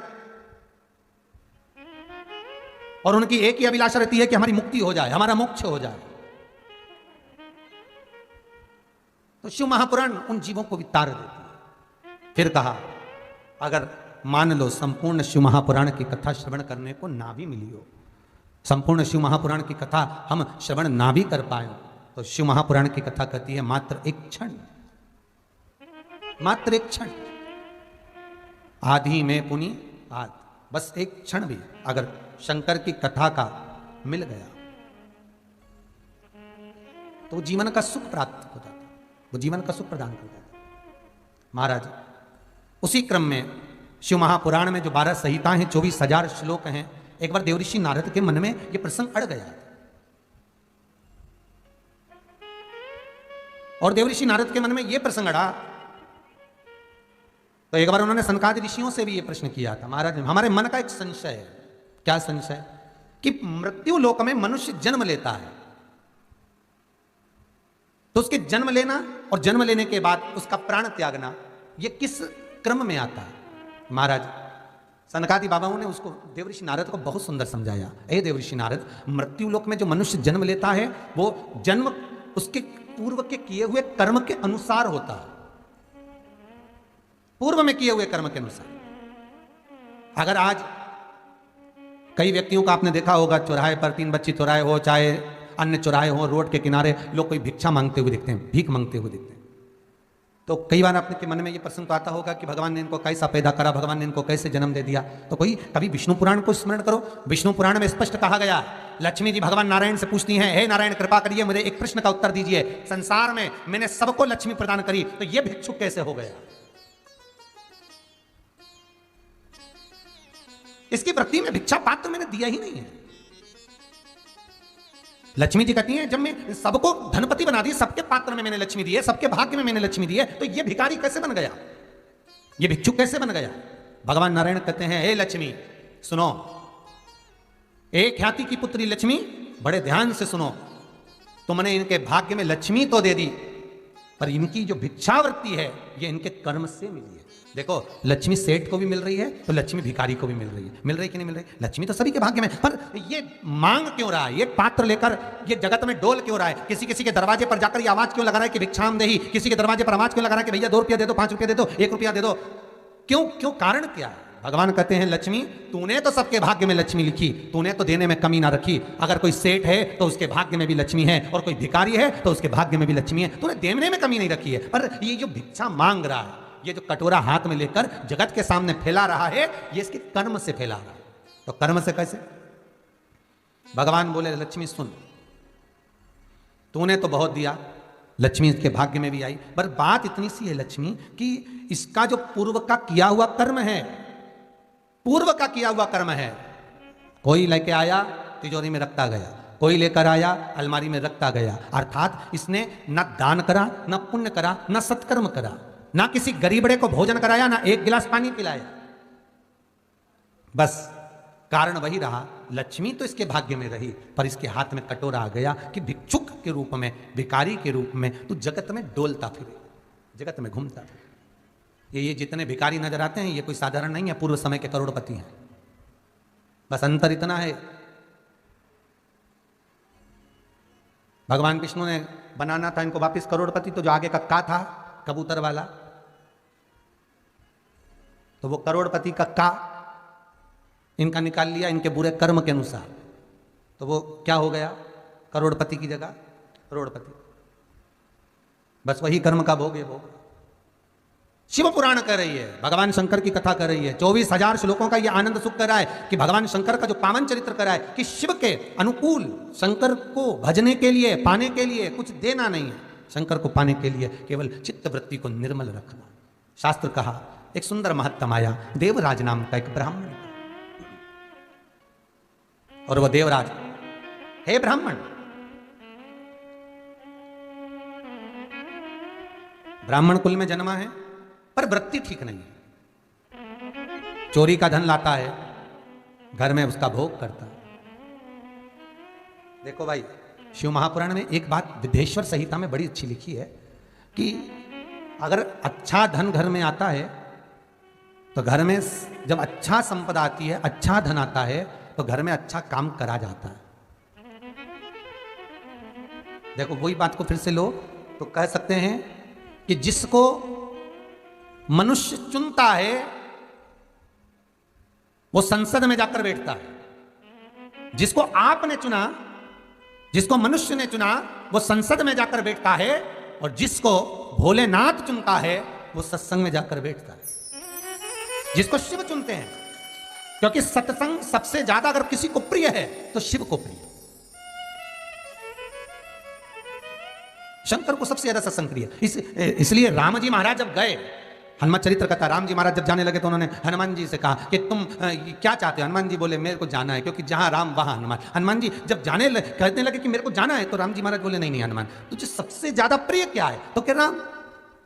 तो हनुमान तू कह रहा है सबसे ज्यादा प्रिय है, राम प्रिय है, तो एक बार जिस समय देवऋषि नारद का अपमान हुआ, विश्वामित्र बाबा का अपमान हुआ, उस समय पर एक राजा ने जब अपमान करा तो तूने उसको राम नाम लिखकर एक जगह पर बिठा दिया और कहा कि तू राम नाम जपते रहे। उसने राम नाम जपा, तब हनुमान याद कर मेरे सम्मुख में तू खड़ा था और युद्ध होने वाला था, तो तूने क्या कहा था? प्रभु आप इसको मार नहीं सकते क्योंकि ये आपका नाम ले रहा है, राम से बड़ा होता है राम का नाम, आप इसे मार नहीं सकते।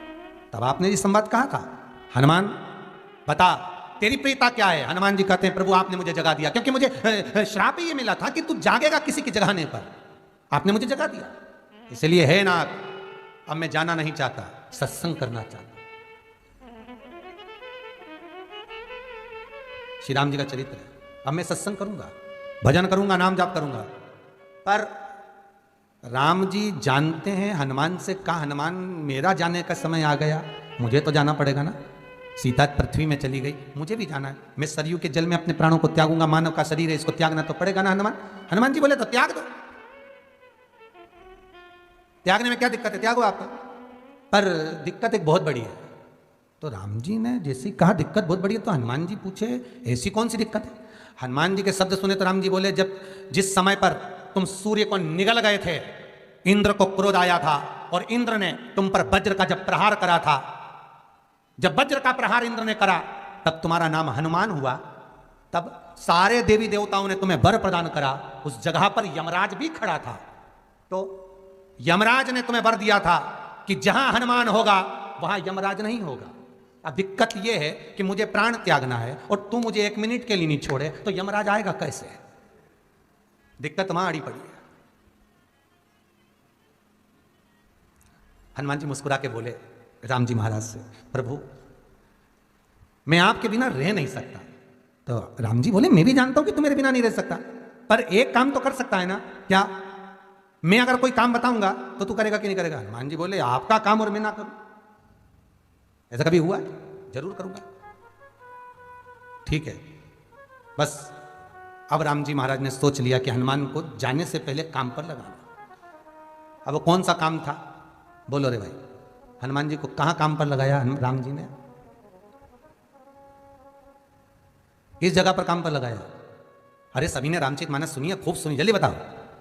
राम जी महाराज ने प्राण त्यागते समय, सरयू जी में प्राणों को देते समय, राम जी ने हनुमान जी को किस काम में लगाया था कि राम जी ने अपने हाथ की एक मुद्रिका जिस पे राम लिखा हुआ था, वो मुद्रिका एक अयोध्या की एक सरंग में जमीन में डाल दिया और हनुमान से कहा जा जरा ढूंढ के लेके आ, मैं अभी घूम कर आया। और हनुमान जी तलातल रसातल भूमि के नीचे पताल में चले गए उस मुद्रिका को ढूंढने के लिए जिस पे राम लिखा है। और हनुमान जी पूछते भी जा रहे राम कहाँ है? राम की मुद्रिका पड़ी थी, राम की अंगूठी है, अब राम का ही सत्संग करते करते जा रहे।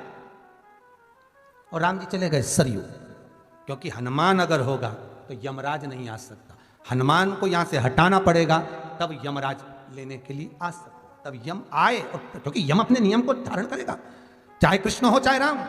वही बात फिर याद कर लीजिए, अच्छा कर्म करिए, कर्म का दंड तो भगवान को भी भोगना पड़ता है।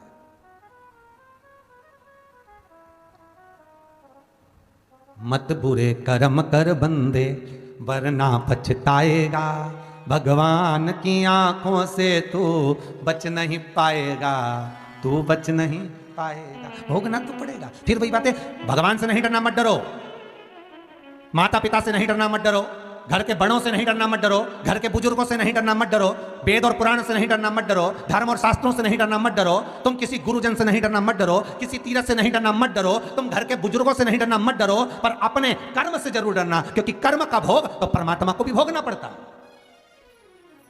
ये राम अवतार, ये कृष्ण अवतार, ये जितने अवतार है, माता जानकी को भी कैद में पड़ना पड़ा, माता चिड़िया को कैद में रखा था। भगवान कृष्ण के चरण में बाण लगा, केवल राम अवतार में उन्होंने छुप कर मारा था। कर्म का मत बुरे कर्म कर बंदे वरना पछताएगा, भगवान की आंखों से तू बच नहीं पाएगा। इस शरीर के अंदर एक सिम फिट करके भेजी है, शरीर के अंदर तुम जहां जाते हो भगवान को सब मालूम है क्या कर रहा है, कितनी रोटी खाई, कितनी गाली दी। जरा देखो तो सही, बस शिशुपाल गाली बका तो कन्हैया जी को कैसे मालूम पड़ा कि 99 हो गई? अरे विचार करो, क्या 24 घंटे भगवान कृष्ण शिशुपाल के साथ में रहते थे क्या? भागवत जी में वर्णन है 24 घंटे भगवान कृष्ण शिशुपाल के साथ रहते थे? नहीं। फिर शिशुपाल की 100 गालियां भगवान गिनकर उसके सिर को काट देते हैं, मतलब ये पक्का है कि सिम तो फिट थी। पता चल रहा था कि कितनी बकी गई। तुम भी अंदाजा लगा लो, जितना आड़ा टेढ़ा बोलते हो ना, जितनी जितनी गाली देते हो। कई लोग कहते हैं बहुत अच्छा था बेचारा, चले गया। चले तो गया, पर सिम भी तो देखी जाए कौन सी कंपनी की थी और कितना उसमें पावर था, तो देखो। और गया तो भाई देखो, भले तुम किसी कंपनी की सिम चला रहे हो पर डाटा तुम्हारे को दिया गया है, इतना MB का इतना अब खर्च हो जाएगा। और रात को तुम 12 बजे सोचो, 11 बजे सोचो कि अब तो बिल्कुल नेटवर्क ही काम नहीं करे, तो नेटवर्क तो अपनी जगह पे सही है, परंतु वो डाटा खत्म हो, वो भी तो देखो रे। ऐसे तुम तो सवेरे 7 बजे से व्हाट्सअप चला रही, यूट्यूब चलाया, फेसबुक चलाया, सवेरे से चला के बैठी है, और 9 बजे से और शाम तक डाटा तो खत्म होगा कि नहीं होगा? खत्म। अब सोच रही कि अब तो चल ही नहीं रही, बस यूं यूं घूम रही है, बस ऐसे ही घूमता रहे और चल तो ही नहीं। और 3-4 बार क्लिक कर, खुल जा खुल जा खुल जा। भगवान बोले डाटा खत्म हो गया, कहाँ सिम फिट करी, कितना भजन करा, कितना स्मरण करा, कितना कीर्तन करा, फाइल कंप्लीट है यमराज के पास में। जब प्राण छूटेंगे एक लाल कलर की फाइल लेके चित्रगुप्त सामने मिलेगा और पहले नंबर पे पूछेगा तेरा क्या होगा रे कालिया। पहला ही शब्द रहेगा, बोल कितना भजन करा, कितना कीर्तन करा, कितना स्मरण करा, कितना नाम जाप करा। पूछेगा। मृत्यु लोक में आया था, 21,600 श्वास प्रतिदिन निकली है, 3.5 करोड़ रोम छिद्र मनुष्य के शरीर में है, 3.5 करोड़ बार भगवान का नाम लेना था, तब जाकर ये शरीर शुद्ध हो पाता एक दिन में। किसने लिया 3.5 करोड़ बार भगवान का नाम? 21,600 श्वास प्रतिदिन देता है, एक एक श्वास का हिसाब लेगा ऊपर जाते। ऐसा दोचेगा, ऐसा पाड़े की पूंछड़ी से बांध के ले जाएगा और ऐसा मारता कूटता ले जाएगा और चिल्लाते रहोगे। पत्नी केवल घर तक, परिवार के लोग शमशान तक, और शमशान के बाद तो अकेला ही जाएगा। फिर क्या होगा सोच ले, विचार कर। खूब ऐसी और डनलप का गद्दा और वहां लकड़ी ऐसी चुभेगी और परिवार के लोग आग लगा के ठंड में तो तापेंगे। ठंड में मुर्दा जले तो भी आफत है, वैसे समय मुर्दा जले तो लोग दूर बैठते हैं, ठंड में जले तो वहीं बैठते हैं और बार बार कहते देखो जरा सिर पका कि नहीं पका, खोपड़िया फोड़ना रह गई, जरा देखो। फिर देखिए कौन देखे। इसलिए अभी भी कुछ नहीं बिगड़ा। निवेदन है, भगवान का भजन करते चलो, स्मरण करते चलो, सिम को चार्ज करते चलो। रात को 11 बजे जब कम चले हो ऐसा तो घूमता रहे तो बस चार्ज कर लो तुरंत। क्या करना है, 50 का बैलेंस डलवा लो, अर्थात 108 बार भगवान शंकर का नाम ले, सिम फिर चार्ज। बस भगवत भजन में, स्मरण में, चित्तवृत्ति में, नाम जाप में जो सुख है, सत्संग में जो आनंद है, वो सुख कहीं नहीं मिल सकता। बस वो परमात्मा को समर्पित करते हो। देवराज ब्राह्मण होकर कर्म से वंचित, कर्म से वंचित हो गया देवराज ब्राह्मण होकर, और भगवत भजन में ना डूबा। चोरी का धन लाता और भोग करता, कितने दिन भोग करेगा। कई लोगों को कहीं सोने की चेन मिल गई पड़ी हुई, किसी ने खींच ली, कोई किसी का पैसा खा गया, कोई किसी का धन खा गया, किसी ने किसी का मोबाइल छुपा लिया, किसी ने किसी का बैग चुरा लिया। कितने दिन तक सुख भोगोगे वो मोबाइल का, कितने दिन तक सुख भोगोगे वो चेन का, कितने दिन तक सुख भोगोगे वो बैग का, कितने दिन तक। इससे तो आगे भजन ही है साथी। फिर क्या होगा, बस पड़ा रह गया।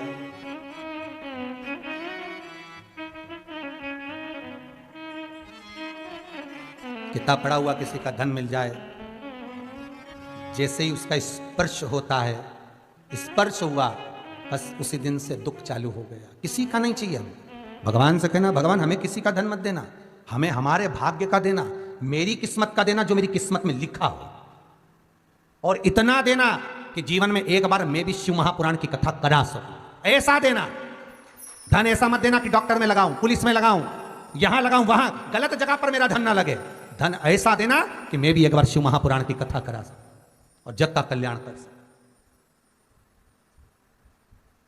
धन ऐसा मिलना चाहिए। किसी कहीं कई लोग इस चक्कर में पड़े हैं, महाराज जी जरा देखना, हमको किसी ने बताया है कि जमीन में हंडा गड़ा है। हमने कहा अगर सारी दुनिया की जमीन में हंडा गड़ा होता तो एक आध हंडा हमको भी ला दो, कुबेरेश्वर महादेव का मंदिर बनवा दे। हंडा कहाँ है? जमीन में से हंडा निकालने के लिए 25-50 ना जाने कितने बाबा जोगी के पास गए, हाथ पे डोलियाए, पैर पड़ियाए, हंडा तो नहीं निकलाने, खोद खोद के मर गए।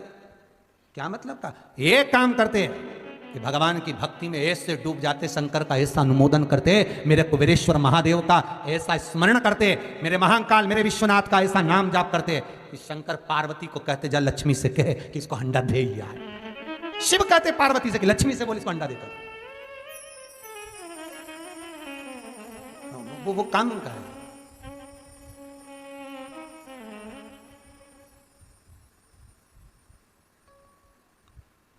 एक जजमान के हम ठहरे थे, कहाँ की बात है, चंडीगढ़ की। अब चंडीगढ़ की बात, जजमान के हम ठहर गए। अब जजमान का ठहरे तो वो सुबह से जजमान के जो लड़का और बहू, वो सुबह से केवल राशि देखे वो अखबार में, मेरी कन्या राशि, मेरी कुंभ राशि। अब रोज पढ़े, अब उसमें लिखा था आज राजसी योग है।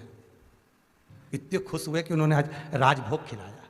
अच्छा बढ़िया रसगुल्ला ला के। हमने पूछा रसगुल्ला क्यों? गुरु जी राशि में लिखा है राजसी योग है, राजसी योग। और मालूम पड़े दोनों जनी कहीं जा रहे थे मोटरसाइकिल से, और मोटरसाइकिल से जाते जाते सामने से एक स्कूटर आ रहा तो उससे भड़क गए, और भड़क गए तो हॉस्पिटल में पड़े। अब हमने जजमान से कहा चलो मिल यहाँ राजसी योग है, देख लो। अब हम पहुंचे, हमने कहा क्यों रे रामू, और बेटा सारी का तू? गुरुजी पत्रिका तो अखबार में तो लिखा था राजसी योग। हमने कहा बस राजसी योग यही है कि पलंग पे पड़े रहो, डॉक्टर तुम्हें मुंह में गोली दवाई खिलाए, ये भी तो राजसी योगी है। पड़े रहो, देखते रहो, कोई आएगा तो दवाई दे देगा, कोई आएगा तो रोटी खिला जाएगा। पड़े रहो, और आसपास में सारे चेले तुम्हारे घूम ही रहे, सारी प्रजा। महाराज अखबार में रोज पढ़ने से भाग्य नहीं बदलेगा। भगवान का भजन कर कर, नाम स्मरण कर कर। हम तो ये भी कहते हैं कि तुम मंदिर नहीं जा सकते, तुम मत जाओ। तुम घंटों तक दिया लगाकर नहीं बैठ सकते, मत बैठो। तुम तीर्थ नहीं जा सकते, मत जाओ। पर निवेदन है, किसी का दिल मत दुखाओ, किसी के चेहरे पर प्रसन्नता ला दो। मंदिर में दिया लगाने के बराबर होगा। कोई दुखी है, बस उसके चेहरे पर थोड़ी सी प्रसन्नता ला कर दीजिए। महाराज, मंदिर में अगरबत्ती लगाने के बराबर होगा। और आपको कुछ नहीं करना पड़ेगा, आपका खुद काम हो जाएगा। आप दूसरे को प्रसन्नता बांटो तो। सुख दोगे तो सुख मिलेगा, दुख दोगे तो दुख मिलेगा। आज अगर बहु विचार कर ले कि मैं सास से अच्छा व्यवहार ना रखूं, सास को गाली दे, अपशब्द दे, तो दे, उसमें क्या दिक्कत है? दे, परंतु याद कर कर देना, तुम्हारी भी औलाद होगी। और अभी की बहुएं तो फिर भी ठीक आ रही हैं, बेचारी की साथ के चल रही हैं, पर आगे का ध्यान रखना। खजूर की चोटी वाली आएगी, आगे का सब ध्यान रखकर चलो। जैसा कर्म करोगे वैसा भोगना पड़ेगा, इसलिए अच्छा करते चलो अभी से। रात को वो गश्ती वाले चिल्लाते हैं, जागते रहो। क्यों चिल्लाते हैं? उसमें उनका कौन सा फायदा है? फायदा तुम्हारा है कि रात को जाग जाओगे तो चोर तुम्हारे घर में नहीं घुसेगा। दिन में कथाकार चिल्लाते हैं, जागते रहो, अभी भी मौका है। भजन में लग जाओगे तो आगे जाकर धोखा नहीं खाओगे, और नहीं तो फिर तुम्हारी मर्जी है भैया। मन तुम्हारा, वृत्ति तुम्हारी, चित्त तुम्हारा। देवराज लाया धन भोग करा, लाया धन भोग करा। कितने दिन करेगा? एक दिन तो सामने आएगा ना। और देवराज ब्राह्मण होकर जो धन चोरी कर लाता था उसका भोग करता था। एक दिन शरीर में ताप पड़ गया, शिव के मंदिर में ठंड लगने के कारण, ताप पड़ने के कारण शिव मंदिर में छुप गया। छुपा, सर में बहुत दर्द हो रहा, शरीर में बहुत कष्ट हो रहा। और उसी शिव मंदिर में शिव महापुराण की कथा चल रही है। उसी शिव मंदिर में, उस शिव पुराण में से शिव पुराण का जो मूल मंत्र है, श्री शिवाय नमस्तुभ्यम। जैसे भागवत का मूल मंत्र है ओम नमो भगवते वासुदेव, उसी तरह शिव महापुराण का मूल मंत्र श्री शिवाय नमस्तुभ्यम। बस इस मंत्र को उसने ध्यान में ले लिया। भले चोर था पर मंत्र ना था। शरीर में तपन हो रही है, सिर दर्द बहुत है। बीच बीच में महाराज चिल्ला रहे हैं, हर हर महादेव। जैसे ही महादेव बोले इसको और कष्ट हो, कितना सिर दर्द हो रहा है, ऊपर से महाराज चिल्लाए जा रहे।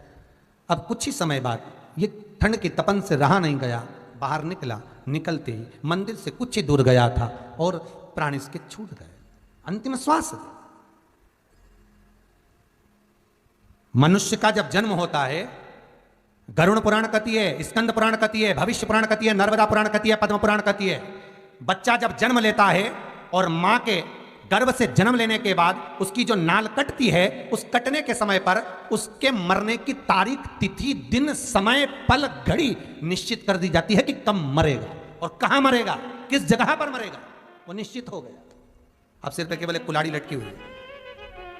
तुम कहीं पे भी जाओगे सिर पे तलवार लटकी रहती है, कभी भी प्राण छूट सकते हैं। भले वो तलवार नहीं दिखे पर प्राण तो कहीं पे। कई लोग ऐसे हुए, एक हमारे वो जजमान कहाँ सोनकच रहते थे, उनके बहू बेटा गए कहाँ, गाडरवाड़ा, शादी में जा रहे थे। अब गाड़ियां लॉकडाउन के टाइम पे मिली नहीं, तो वो ट्रक के अंदर बैठ के गए, और ट्रक के अंदर बैठ के गए, ट्रक ही पलट गया। बेटा, बहू, बच्चे सब समाप्त। कहां लिखी थी, कहां से कहां जाकर कहां प्राणों को त्यागना था, वहां तक मृत्यु लेकर जाती है। दिन, घड़ी, पल, समय, स्थान निश्चित है कि कहां प्राण छूटेंगे। भले 7 तालों में बंद हो जाओ। राजा परीक्षित का चरित्र कहता है, जन्मे जय ने कांच का महल बनवाया था, तो वो तक्षक नाग कहां से जाता। परीक्षित को भूख लगी, खबर करवाई, भूख लग रही है, तो कहा खाने का सामान मत लेकर जाओ, हो सकता है फल फूल में, मिठाई में कुछ चला जाए, कोई जहर मिलाकर ले जाए। नहीं, तो अनार बुलवाया, अनार का रस निकलवाया, कपड़े में छनवाया, छान कर गिलास में भरवाया। जिस गिलास में वो अनार का जूस जा रहा था, रस जा रहा था, उस गिलास के नीचे पेंदी थी, उस पेंदी में तक्षक नाग चिपक कर चला गया। मृत्यु निश्चित है, वो आना है, उसे कोई नहीं टाल सकता। जन्म, मरण और परण, ये 3 निश्चित है मेरे शंकर के हाथ में। डॉक्टर ने कहा 3 महीने बाद डिलीवरी हो जाएगी, ये तारीख को ये समय पे होगी। डॉक्टर ने कहा बस 8 दिन बाद डिलीवरी, और मालूम पड़े जापा होना था 4 तारीख का, 10 तारीख आ गई। डॉक्टर को 3-4 बार तो दिखाया ही, देखना डॉक्टर साहब अभी 4 तारीख बोली थी, और डॉक्टर का भी 2-4 दिन क्यों, 12 तारीख को 15 हो गई। क्यों? क्योंकि वहां से नहीं छूटी है। जन्म भगवान के हाथ, मरण भगवान के हाथ, डॉक्टरों ने कह दिया अंतिम सांसें चल रही, घर ले जाओ, घर ले गए, मालूम पड़े 1-1.5 साल तक तो अम्मा पलंग पे निकाल दी, लो। और पंडितों ने पत्रिका देखकर कहा था खूब लंबी उम्र है, मालूम पड़े एक्सीडेंट हुआ, अटैक आया, मर गया, लो, सारी उम्र धरी की धरी रह गई। अभी ना जाने कितने लोग कोरोना महामारी में चले गए, फोन लगाकर बोलते गुरुजी हमारे पिताजी की पत्रिका तो पहले कहते थे कि खूब जिएंगे, खूब लंबी उम्र है, और तो वो चले ही गए, बताओ कहां उसके हाथ। जन्म, मरण और परण, ढेर लड़कियां देख लो, ढेर लड़के देख लो, पर जो भाग्य में लिखी होगी वही मिलेगी, और जो भाग्य में लिखा होगा वही मिलेगा। 50 छानो, 1000 बायोडाटा देखो, 1000 लड़कियां देखो, 1000 लड़के देखो, जो लिखा है वही होना। ये संबंध आज के नहीं है, पूर्व के हैं भाई, एक आध दिन के संबंध थोड़ी ना। कितनी देखी और कितने देखे, जरा विचार करो। और भाग्य में यही लिखा था और किस्मत में यही लिखी थी। उसका कारण है कि ये आज का संबंध नहीं, ये पूर्व का है संबंध। जन्म, मरण, परण, 3 किसी के हाथ में नहीं है। किसी ने कह भी दिया इतनी तारीख तक विवाह हो जाएगा, मालूम पड़े पीछे आगे हो गया, क्योंकि ये सब शिव के हाथ है, शंकर के हाथ।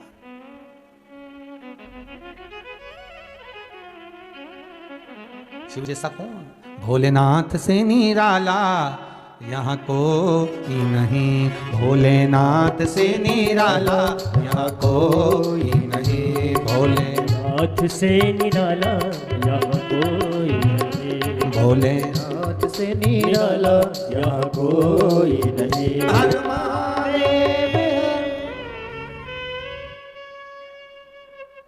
देवराज ब्राह्मण प्राणों को त्याग दिया, पर शिव का एक मंत्र श्री शिवाय नमस्तुभ्यं जो मिला, वो मंत्र कारगर हो गया। प्राण तो छूटे, मरना तो सब कोई है, आज नहीं तो कल, पर बाबा से विनती कर कर ऐसे प्राणों को त्यागना कि बाबा तड़फाना मत, सड़ाना। सेवा करता छूटे जी मारा प्राण, ओ जी मारा सांवरिया। सेवा करते करते छूट जाए, चले जाए, वो ठीक बहुत है। बस प्राण तो छूटे, पर भगवान का नाम लेते लेते शिव महापुराण जो सुनी थी उसका रसतत्व जो गया है शरीर में। प्राण तो छूटे, पर इसके प्राण छूटते से ये शंकर भगवान के कैलाश पर विराजमान शिव लेने के लिए। बहुत अच्छे से समझना, तुम कितना भी किसी का भी नाम लेकर प्राणों को त्यागोगे तो तुम्हारे लिए बैकुंठ से विमान आएगा, ठीक है? समझ में आ रही ना? तुमने जिस भी भगवान का नाम लिया, प्राण त्यागे, बैकुंठ से विमान आएगा, तुम्हें उसमें बैठ के बैकुंठ जाना है, ठीक है? पर सत्य बताओ, पत्नी मायके में है और उसको लेने ड्राइवर भेज दो तो पत्नी को अच्छा लगेगा? अरे बोलो तो रे, जितने लोग कथा सुन रहे हो टीवी के सामने बैठे, जितने भी फेसबुक यूट्यूब पर सुन रहे, पत्नी मायके में है, तुमने उसके लेने के लिए ड्राइवर भेज दिया, उसको अच्छा लगेगा? नहीं। पति खुद आए तो फिर तो वो उसकी रुचि का भोजन बनाएगी जो उसको अच्छा लगेगा। पापा मम्मी से कहेगी मम्मी उन्होंने कहा है मैं आ रहा हूं लेने के लिए, ड्राइवर नहीं भेजा है, खुद आ रहा हूं। बस अंतर यही है, तुम संसार में किसी को भी जपना, बैकुंठ से विमान आएगा, पार्षद लेने के लिए आएंगे, पर भगवान नहीं। पर शिव महापुराण की कथा कहती है, जिसने अंतिम समय में शिव का अनुमोदन कर लिया, शिव का स्मरण कर लिया। शंकर जी के पास तो गण है, शंकर जी, और गण भी तुम्हें मालूम है कैसे हैं, कोई 3 आंख का, कोई 4 आंख का, किसी का हाथ नहीं, किसी का मुंह नहीं। एक बार भगवान ने विचार करा था कि मेरा कोई भगत मरेगा तो इनको लेने भेज दूंगा। अब एक भगत को मरने में देरी थी, तो शंकर भगवान ने कहा जाओ वहां जाके खड़े हो जाओ और उसको लेकर आना, वो मेरा बहुत अच्छा भगत है, खूब शंकर जी का पूजन करता है, उसको लेके आना। अब 2-4 गण भेज दिए जिनकी आंख 3-4, कोई मुंह है सब भयंकर, किसी के हाथ पैर भयंकर। अब वो जाके जैसे उसके पास खड़े हुए, उसको मरने का टाइम था 4 बजे का, यमराज बेचारा 4 बजे के हिसाब से आता, 3:45 पे मर गया, 3:45 पे मर गया। अब यमराज टेंशन में पड़ गए, यमराज को लगा इसको तो 4 बजे मरना था, 3:45 पे कैसे मर गया? तो खबर लगी कि वो शंकर जी के गण गए, तो यमराज उसको उठाने बाद में गया, पहले शंकर जी के पास गया, भोलेनाथ। शिव जी पूछे क्या हुआ, तुमने अपना गण क्यों भेजा? शंकर जी बोले हमारा भगत था इसलिए गए। शंकर जी, यमराज बोला निवेदन है प्रभु, आप खुद लेने आ जाओ, आपके वाले को मना नहीं है, पर गण मत भेजना। तो शंकर जी ने पूछा क्यों? उसके मरने का टाइम था 4 बजे, ये पहले से पहुंच गए, इनको देख के ही मर गया, इनको देख के नहीं पड़ गया बेचारा। तुम नहीं जा, अब तुम किसी गण को नहीं भेजोगे। शंकर भगवान ने कहा यमराज क्या चाहते हो? यमराज बोले कि बस हम तो इतना चाहते कि आपका जो भगत होगा, जो आपकी आराधना करेगा, आपकी स्मरण करेगा, उसको लेने ना तो बैकुंठ से कोई पार्षद आएगा, ना कोई गण आएगा, उसको लेने आप नंदी लेके खुद आओगे। शंकर भगवान के हम तो चाहते ही यही थे, हम तो यही चाहते थे। इसलिए शंकर के जो भगत होते हैं, जो प्राण त्यागते हैं, शंकर का स्मरण कर कर, शिव का नाम लेकर, उनको लेने ना पार्षद आते ना गण आते, क्योंकि गण के चक्कर में 15 मिनट पहले मर जाते। इसलिए शंकर जी खुद आते। क्या लेकर आते हैं? नंदी। और नंदी पे लेकर बड़े प्रेम से, यमराज आता है तो पाड़ा लेके आता है, भगवान नंदी को लेके खुद भगवान कहते हैं बैठो तुम नंदी पर, और भगवान अपने भगत को नंदी पर बिठाकर खुद पैदल चलकर नंदी का मुख पकड़कर शिव कैलाश ले जाते हैं स्वयं। महाराज, काहे की नैया बनी कौन खीवैया, कौन लगा देगा पार। महाराज, चंदन की नैया बनी शिव जी खीवैया, शंभो लगा देगा पार। बस उसका स्मरण। देवराज को ले गए भगवान भोले। समय आया, एक बिंदुक नाम का ब्राह्मण, जिसकी धर्म पत्नी का नाम था चंचुला देवी, ये भी चोरी करता था, धन लेकर आया। आज जिस दीवार पर से कूद रहा था, इसको नहीं मालूम था कि नीचे पानी भरा हुआ है, कोई बावड़ी है, कोई कुआं है, कूद गए। और जैसे ही बावड़ी और कुएं में गिरा, प्राण छूट गए। शिव महापुराण की कथा कहती है 3 तरह से मरे हुए व्यक्ति को स्वर्ग नहीं है, 3 तरह से मरे हुए व्यक्ति का मोक्ष नहीं है, 3 तरह से मरे हुए व्यक्ति को मुक्ति नहीं मिलती। पहला, पानी में डूबकर मरा हुआ, दूसरा, सर्प के डसे से मरा हुआ, तीसरा, स्त्री के हाथ से मरा हुआ। इन 3 से मरे हुए व्यक्ति को मोक्ष नहीं है, मुक्ति नहीं है। अगर कोई पानी में डूबकर मरा है, उसने मुक्ति नहीं पाई। कोई सर्प के डसे से मर गया, मुक्त नहीं हो पाया। और कोई स्त्री के हाथ से मर गया, मोक्ष नहीं मिला। यह प्रसंग श्रीमद् भागवत में भी आता है। ब्रह्मा जी के पास में जाकर देवर्षि नारद ने प्रश्न किया था, प्रभु यह बताइए कि शास्त्र कहता है कि 3 तरह से मरे हुए व्यक्ति को मुक्ति नहीं है, तो फिर परीक्षित को सर्प ने डसा था, तो उसको मोक्ष कैसे मिल गया? तो कहा, उसने एकाग्र चित्त से श्रीमद् भागवत कथा सुनी थी, इसलिए मुक्ति मिल गई। देवऋषि नारद ने कहा, मान लो परीक्षित ने तो 7 दिन एकाग्र चित्त, एकाग्र मन, एकाग्र ध्यान से कथा सुनी, तो उसको मुक्ति मिली। और मान लो कोई कथा नहीं सुना, फिर उसकी मुक्ति, उसका मोक्ष कैसे हो? तो उसका वर्णन शिव महापुराण में लिख दिया कि मान लो अगर कथा नहीं भी सुनी है, शिव पुराण तो कहती है कि अगर आपने भागवत भी नहीं सुनी, कोई पुराण नहीं सुना, कभी मंदिर में दिया नहीं लगाया, कभी भगवान का भजन ना करा, पर एक बार अगर मौका मिल जाए शंकर का अनुमोदन करने का, श्री शिवाय नमस्तुभ्यम मंत्र का स्मरण करने का, या शंकर के मंदिर में एक बार भूल से भी आपने जल चढ़ा दिया, यहां तक शास्त्र कहता है मंदिर में जल भी नहीं चढ़ाया शंकर के, दिया भी नहीं लगाया, कोई पाठ नहीं करा, कोई मंत्र नहीं जपा, अगर शंकर का मंदिर का मात्र शिखर का दर्शन ही कर लिया, कभी जिंदगी में कर लिया, तो भी तुम कैलाश धाम जाने के अधिकारी हो, तो भी तुम शंकर के धाम जा सकते हो, मुक्ति हो सकती है, मोक्ष मिल सकता है। क्यों भैया? मरने वाले को चौराहे पे क्यों नहीं जलाते? अरे बोलो रे भाई, मरने वाले को कोई ग्राउंड में क्यों नहीं जलाते? मरने वाले को किसी मॉल में क्यों नहीं जलाते? मरने वाले को घर के बाहर क्यों नहीं जलाते? मरने वाले को किसी अन्य जगह पर क्यों नहीं जलाते? मरने वाले को जलाते हैं तो केवल शमशान में जलाते हैं,